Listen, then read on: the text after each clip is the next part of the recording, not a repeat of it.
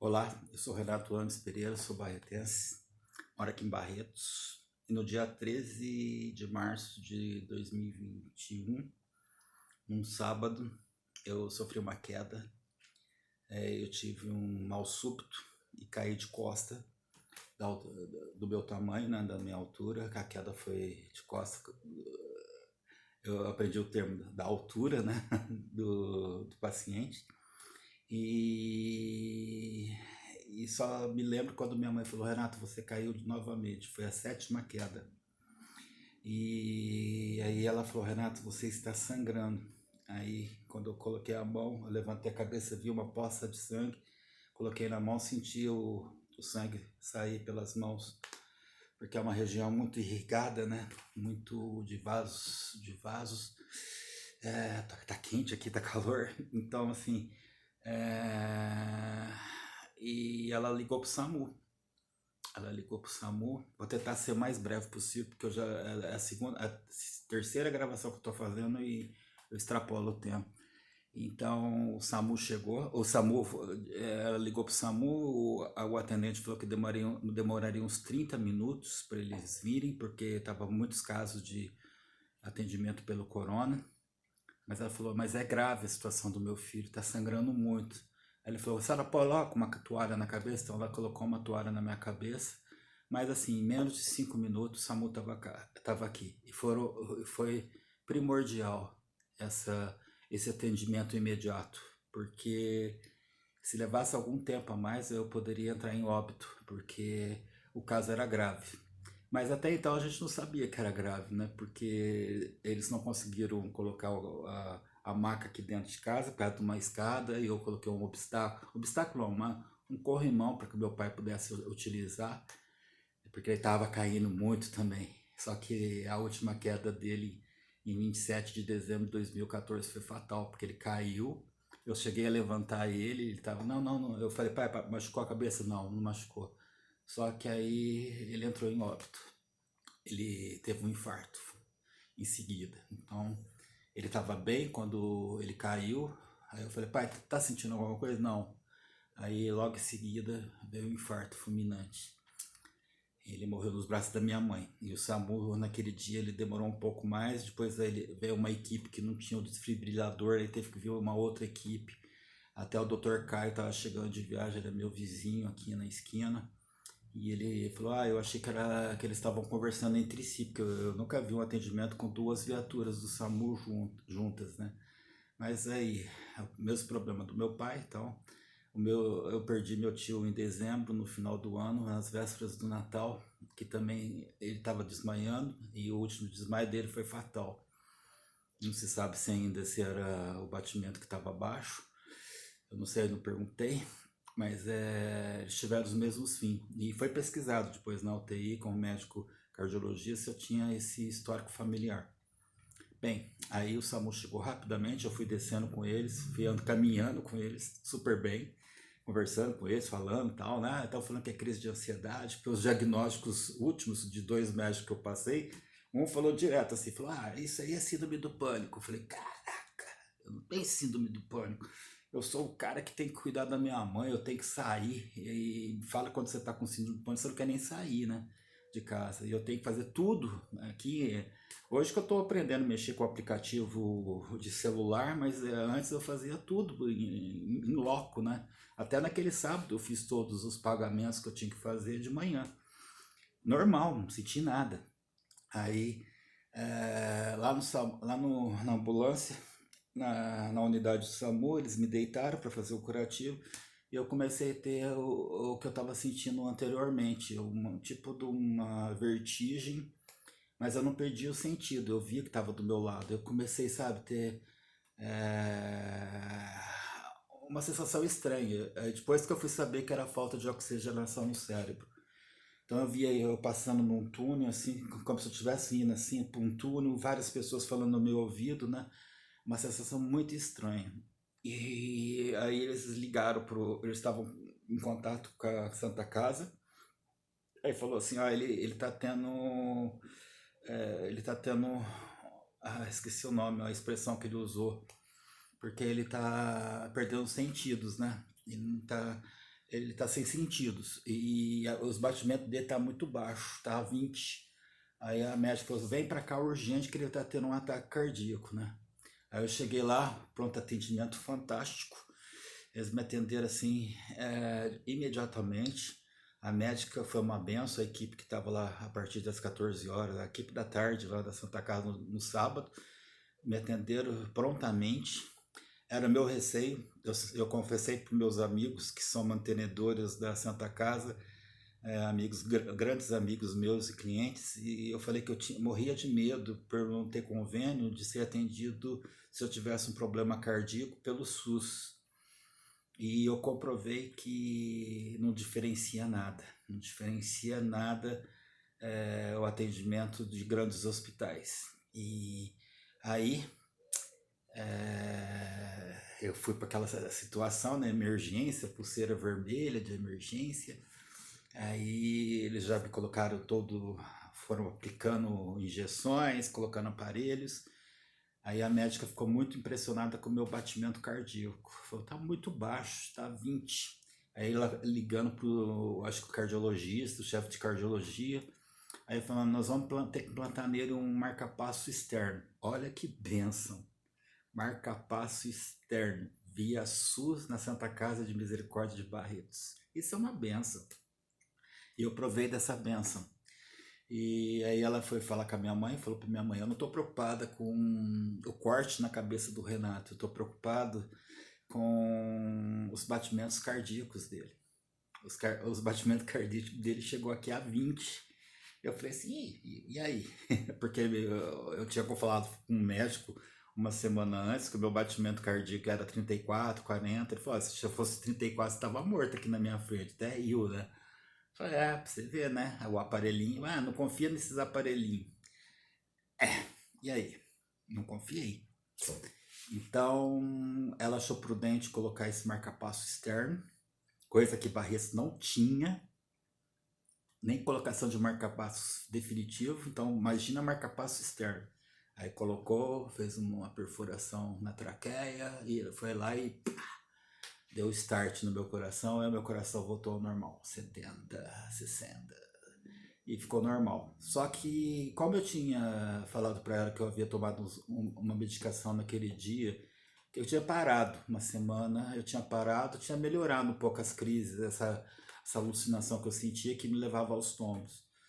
Aí eu tinha tomado aquele dia, é um remédio para arritmia cardíaca, né? Então, e tinha tomado com um relaxante, né? Uma medicação para controlar a tal da síndrome do pânico e a crise de ansiedade, né? Que é lógico, quase todo brasileiro está passando por isso, ainda mais eu que dependo das vendas das minhas obras para sobreviver. Não, não para sobreviver, exagero, porque eu estou morando com a minha mãe, então ela tem me sustentado, graças a Deus. Então, mas é difícil, né? Aos 57 anos, você tem que se preocupar, né? Você tem que se preocupar com a sua renda, né?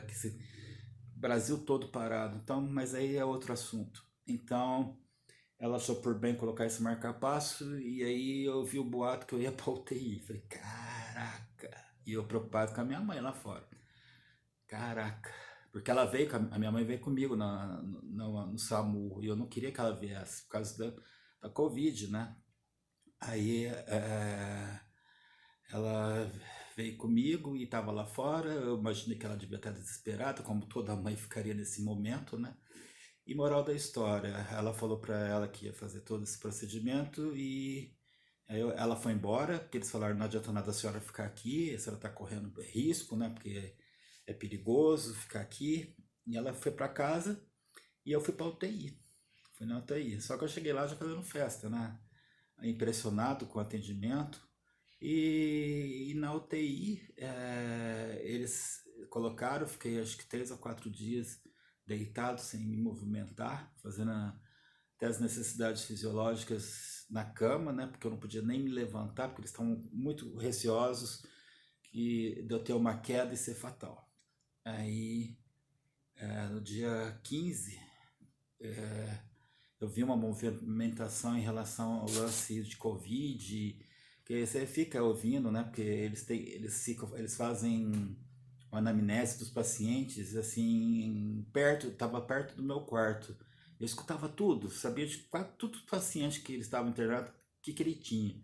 Que eles faziam a reunião deles lá, né, os médicos, eu escutava falando, né, tá falando, passou isso, o Renato, tal, os batimentos dele agora tá normais, mas quando que escapava de vez em quando escapava o negócio aqui que estava ligado ao catéter, dava alteração, caía de novo, então, e eles fizeram várias experiências, jogaram para 80 para ver se o coração batia, e moral da história, em resumo, no dia 15 depois que eu escutei vários assuntos relacionados a esse crescimento do contágio do Covid, e você fica, né? Você fica, fala, meu Deus, eu estou num ambiente propício a isso, né? Porque os enfermeiros, eles trabalham lá e eles trabalham também atendendo os pacientes de Covid, então eles têm uma jornada tripla, né? Às vezes.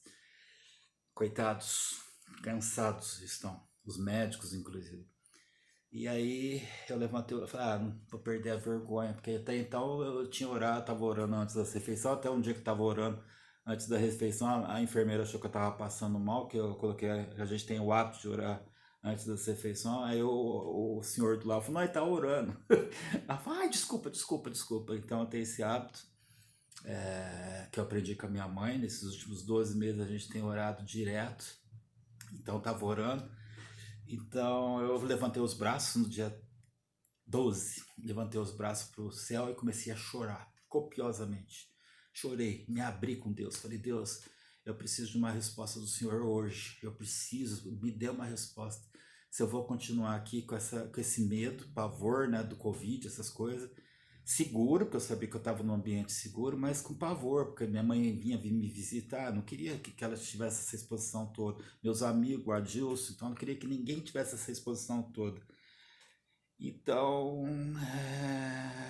quando eu acabei de orar, surgiu alguém na porta, um médico. Até eu não consegui discernir nome, eu não consegui discernir a feição dele. Só sei que ele veio e falou comigo, falou, Renato, a gente estudou seu caso, a equipe, e a gente acha que a gente tem certeza que você precisa de um marca-passo definitivo, porque a sua próxima queda pode ser fatal. Você pode estar dirigindo, você pode estar numa rodovia, você pode estar em casa, ter uma queda fatal, ter uma queda fatal, inclusive de bater cabeça, porque a penúltima vez que eu caí perto de uma mesa cheia de peças de cristal, de vidro, cristal, sabe que minha mãe tem, peças antigas, peças novas. Então eu poderia ter me machucado bastante. Eu cheguei a quebrar meu óculos, machucou aqui a fronte, né? Não sei, machucou aqui, sabe? E caí assim a 5 centímetros da mesa de vidro. Então eu poderia ter feito um estrago legal no meu rosto. E eu tinha ouvido falar que as minhas quedas eram. Eu tinha um prenúncio onde eu ia cair, que eu caía sem querer me machucar. Porque quando eu cheguei numa consulta, falou: mas você não tá com a cara estourada. Eu falei, mas precisa vir com a cara estourada? Deus tem me preservado, né? Deus tem me preservado. Até que minha mãe clamou e pediu: Deus mostra. E foi esse sangramento que me fez ir para Santa Casa, pelo SAMU. Então, aí eu clamei e ele falou, então vamos colocar esse marca-passo amanhã? Então vamos colocar. Aí eu coloquei. Aqui, que bonitão. Aí meus batimentos normalizaram, fui pra cirurgia rindo pra caramba, fiz uma festa lá na sala de cirurgia. Esse povo, esse cara é louco, né? E eu sou assim, né?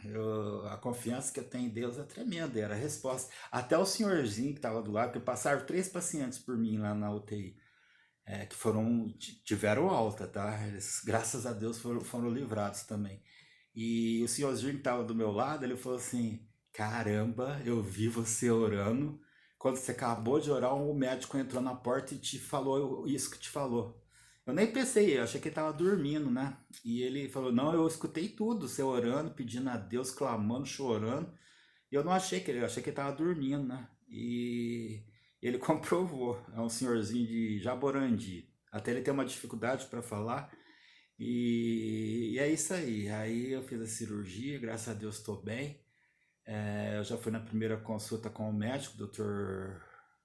Márcio Pimentel, que eu sempre confundo os nomes. Foi ele que foi lá. Eu falei, mas não era você não que eu vi, não. Ele falou, mas é eu que fui. Ele falou, mas é porque eu tava de jaleco, tava com aquela proteção, né?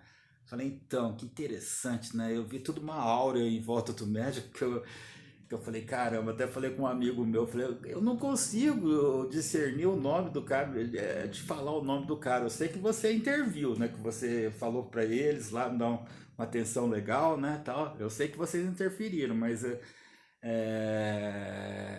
não é isso que a atenção que eu tive lá todo mundo tem. O pessoal assim é muito 10.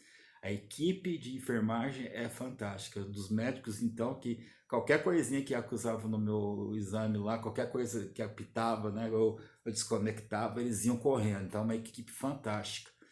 E aí eu tô aqui. Agradecer a Deus em primeiro lugar, agradecer as milhares de mensagens que eu recebi. Quando eu falo milhares, eu me espanto, porque eu não sabia que eu era tão querido assim na cidade. E mesmo fora da cidade, fora do Brasil, inclusive. E eu tirei um dia inteiro para ver as mensagens no WhatsApp. Então estava todo mundo preocupado. E sempre, quando eu mandava mensagem, a pessoa retornava. Duas amigas minhas, três amigas minhas choraram quando ouviram minha voz, que acharam que nunca mais ia ouvi-la. Porque quando se sobe para a UTI, sempre é uma coisa de gravidade, apesar da fé, apesar das orações, apesar. Eu vi o quanto Deus foi exaltado é, em virtude do meu. Desse meu acidente, mas Deus foi exaltado. Então, às vezes eu fico preocupado que eu não tenho falado tanto de Deus para as pessoas, mas eu percebi o quanto elas falaram de Deus para mim. Então, elas sabem, eu senti o amor. Até eu falei com a minha apóstola, da Yamir, ela falou, Renato, como você é querido. Eu falei assim, viu, pastor, como eu sou querido, né? E é isso aí, quero agradecer a todos, e primeiramente a Deus, a minha mãe amada, que esteve comigo todos esses dias. Ela passou por momentos de aflições, porque ela via eu caindo, ela ficava desesperada. E ela pediu, ela clamou a Deus para que desse discernimento para saber o que estava acontecendo, revelasse o que estava acontecendo. E essa queda não foi obra. Foi uma obra de Deus para que a gente tivesse a comprovação do que estava passando comigo. Eu estive com o Dr. Márcio Pimentel nessa primeira vista para tirar os pontos, né? Aí ele falou para mim que a minha próxima queda poderia ser fatal mesmo. Até ou por acidente, né? Ou por não ter a oportunidade de ter o pronto atendimento como eu tive, né? Porque é complicado, né? Batimentos baixos. Então, por isso que eles optaram por aí, pelo marca-passo. Agora é fazer a revisão de 6 meses, né? Que é uma bateria de lítio que é colocada. Ela dura de 8 a 10 anos, mas já vi casos de pessoas falar que trocou com 13 anos. É uma pequena incisão para trocar a bateria e a vida que se segue. Mas eu queria agradecer e compartilhar com vocês esse milagre de Deus na minha vida, porque foi um milagre. Eu nasci dia 16 de abril e 16 de março também é uma outra data. E eu tenho uma ligação intrínseca de vida com a Santa Casa, porque era para eu nascer na fazenda dos meus avós, aqui na Campo Redondo, onde está o Hospital de Amor.